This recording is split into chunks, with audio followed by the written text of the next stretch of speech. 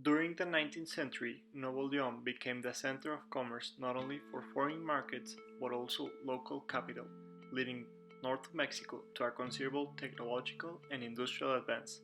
In the middle of this series of transformations and advances was the state of Nuevo León, with the enormous geographical advantage in their sense of having a flat and accessible composition.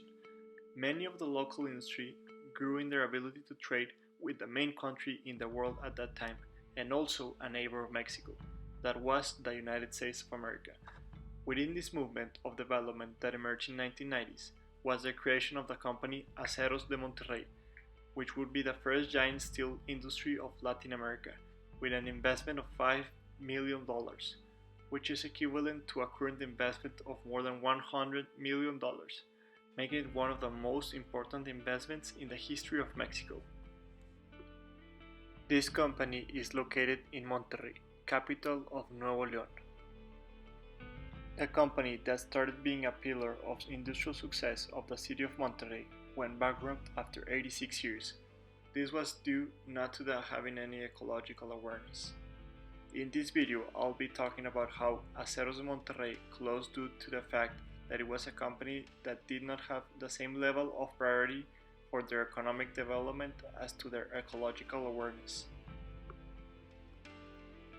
During its opening in 1990s, Aceros Monterrey became the manufacturing company of the steel line that was intended to be the largest in the Americas.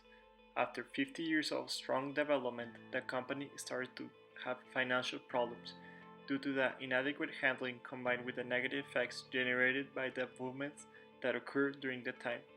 This led to the company's bankruptcy. Although the government did its best to take reins of the company, the investment required for this operation was way over the line. This led to the closing of the company in 1986, after only 86 years of operation. Unfortunately, this company that started being the pillar of economic and industrial development, not only in Nuevo León but in Mexico, resulted to have very harmful effects on its environment. What started being as a standard for modernity and progress concluded being a reality of pollution, social, and environmental iteration. This led to the rise of Monterrey City to being considered one of the most polluted cities in America, as commented by David Garciales in his article El Universal, about how in the last years of operation of Fundidora, the surrounding neighbors of the company presented a serious problem by the pollution. This led to the complaints from the communities to the institutions and the governments, due to the effects that the company caused in people, houses, and in their environment. The symbol of those chimneys, with large clouds of smoke coming out of them, which started being a voice of progress, economic growth, and strength, ended up being a serious ecological problem and bringing harmful effects to its environment, in addition to the fact that it ended up bringing a significant amount of debt.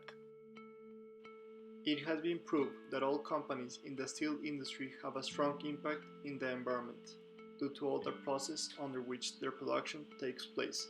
For examples, the need to work at high temperatures require that there is airwear due to the particle pollution, since all of the processes are developed by heating solid materials at high temperatures to be able to decompose them into their fundamental parts. This process throws into the environment a series of important pollutants. Fierro y Acero Monterrey Company, due to its enormous investment and its bright beginning, was in charge of giving a change to the big companies of the country and also Latin America for a long time.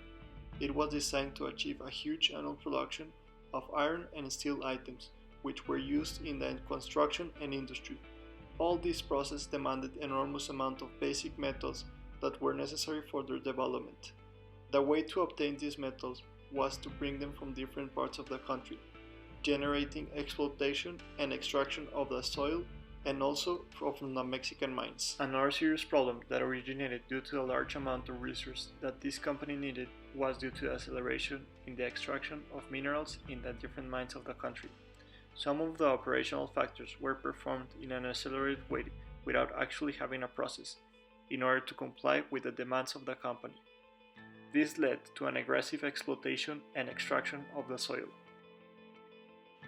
According to the Mining Yearbook, Mexico is a country with a large number of metals that are exploited within its territory.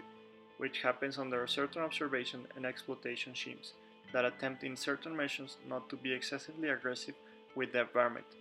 However, in the operational time of fundidora, this didn't happen in this way, so there was no legislation that involved environmental deterioration to stop the exploitation, in addition to its side effects. This legislative framework allowed companies such as Fundidora, Monterrey, and other industries to exploit and extract Mexican soil aggressively.